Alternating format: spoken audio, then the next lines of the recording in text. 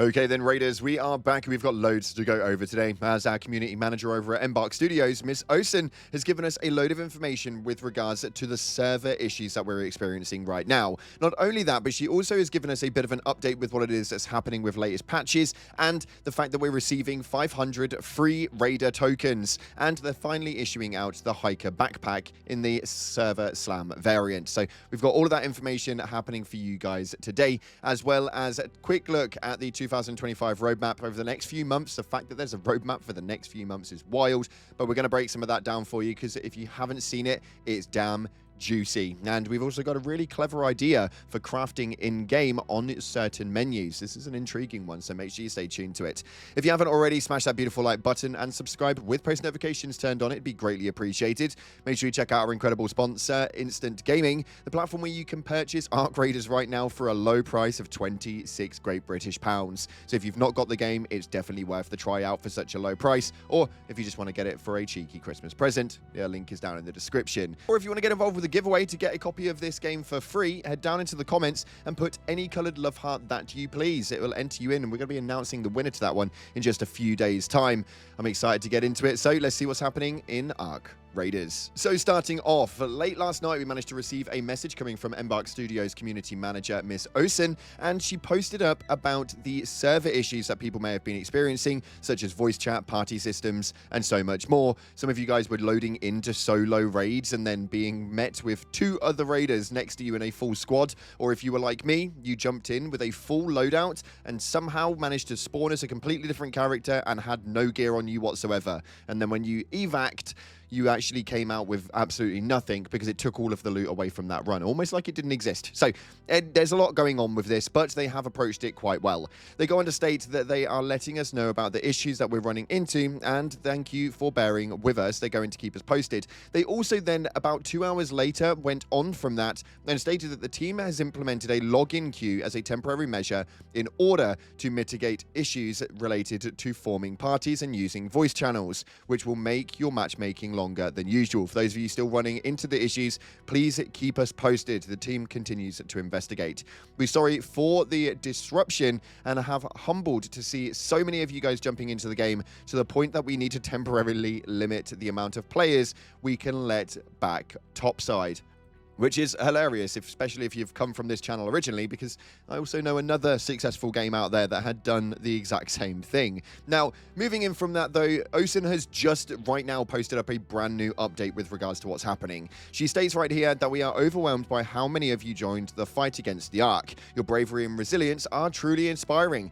Our team is working with determination to get you into those shuttles in a timely manner, and we thank you for your patience while we fine-tune the system. To show our appreciation, we're sending you all 500 Raider tokens to use as you see fit, completely free of charge. We are also sending the Server Slam variant of the Hiker Backpack to those of you who joined the test. Make sure you check your inbox, and if you don't know how to do that, then right now on screen, I'll show you exactly how it works via the envelope in the top right corner, going up to there, and you'll manage to find a message that you've received from Embark Studios, and then you can unlock it. If you don't know whereabouts to find it, it is this one just here, and it goes really, really well with the Bog Walker set. It just looks incredible. Now, she goes to go on to state that they will be slowly rolling them out today. Don't worry if you don't see it right away. Check again in a couple of hours, and this was something that is going to take a while, as she does state to somebody who says that they can't find the 500 tokens or the backpack, that it will take a while. So if you are expecting it straight away, they are doing a slow rollout. Obviously, there's been some server problems, so I'm presuming that that's got something to do with it. But why is it receiving such large server problems? Well, actually, Arc Raider News posted up on Twitter, and this is probably a really key reason as to why. For a game that started off as a looter shooter and then went into the extraction shooter genre and launched just a matter of days ago, it's now in the top levels for the amount of people playing online within a 24-hour period. This is incredible. It's sat just underneath Battlefield 6 by only about 200,000 players. But the fact that it's up there is absolutely insane, beating the likes of PUBG Battlegrounds and Repo. These are some big titles to go up against. And for me personally, I thought it was a massive kudos, and it's not surprising that they have walked into these server issues. I'd love to know what their predicted numbers were for launch and how many people they expected to jump on in. I don't think they quite expected the popularity that we're in right now. Nonetheless, though, even though they weren't aware of the popularity it was going to hit, they have come in with an absolute banger of a backdrop for the rest of this year, as we got the 2025 roadmap just a couple of days ago, where you can see that there are ongoing things such as quality of life changes, new features and trials, and new map conditions, such as like weather conditions and so much more, which I do hope actually come in the night raids quite a lot. This is something that I am loving what they're doing, and based on the way it was in the finals, weather conditions and the way that things change with the actual year itself could be actually quite interesting.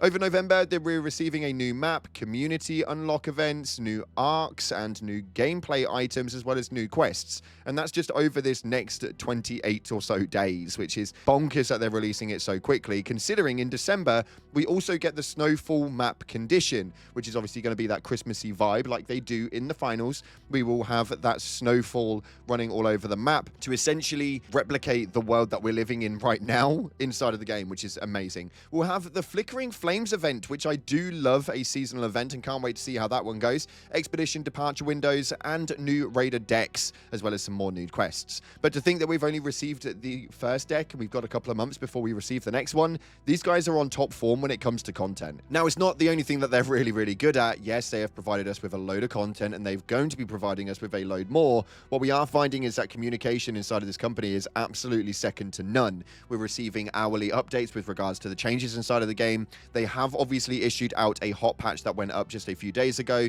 and then they weren't even afraid to roll back some of the changes because they didn't seem to think that it fitted the narrative and the fact that it was affecting the game in a negative way. They just rolled back those changes as soon as they saw the issues it was making. This is such a refreshing take, especially coming from a area, if you know my channel, from a company who doesn't generally do the same thing. So fingers crossed we can start to see Embark Studios really push into them top spots when it comes to the development styles of how it is that they're going to push the future updates for Arc Raiders moving forward. I'm extremely excited, but I did see one post that went up on Twitter with regards to a really interesting craft or repair kit. This was a really cool, clever movement. A quality of life request right here that states this would be such a time saver. If you're trying to craft or repair something in Arc Raiders and don't have the necessary items, but you can craft it, it should show up like this. So you can essentially like sub-craft to be able to craft, not have to jump out and go into all of these subcategories. I know it does work with a lot of different game types out there. If you guys have ever played games like Throne and Liberty and stuff like that, you are able to sub-craft to be able to craft, which is a great little quality of life change. Although it's quite small and may not impact massively in terms of news, it would be such a big change and time consumption, and it would be a really cool way of being able to do it. Let me know if you guys have got any additions to quality of life changes that you guys want inside of the game, and maybe we'll see something come to the game at some stage soon. But I'm going to end this video on this message right here, which was a comment coming from one of you guys. Now, on this channel, we like to read your top couple of comments at the end of each video. We'd love to get that started here, so make sure you get into the comment section and put the most relevant message into this comment section for this video. The top liked will feature in the next one. But this one right here was one I had to share. This one states, I want to share the best moment I had in a night raid. I had to extract and there was a leaper outside the elevator. I just went F it and ran to the button. After hitting it, surely the leaper was on me, running around the doors, shooting with my bolt action. I was sure I was done for. All of a sudden, I hear, don't shoot, from behind me, and someone starts shooting the leaper. The leaper jumps to him, and I get time to recharge my shield. Unfortunately, I see a flare. Now I have to avenge my fellow raider. I take 2 more shots, but the leaper jumps at me and I'm downed. Just then the door starts to open and I see my guy crawling towards the elevator. A third guy comes to the scene and starts shooting the leaper. The clanker eventually dies. I crawl to the extraction terminal and all 3 of us extract. 2 of us crawling, 1 dancing inside of the elevator. 10 out of 10 experience without using any voice comms. Now, the one thing I will say about this game is it is absolutely incredible in that solo experience. It's probably the one time that I'm having the most amount of fun with it, mainly because players are pretty much just enjoying each other's company and helping each other get these things done. It seems, again, like a very, very similar community to one that we're used to here on the channel without any names being dropped. Nonetheless, let me know your experience down in the comment section below. This one was a humble one, and a massive shout out to you for sharing that with me and with the community.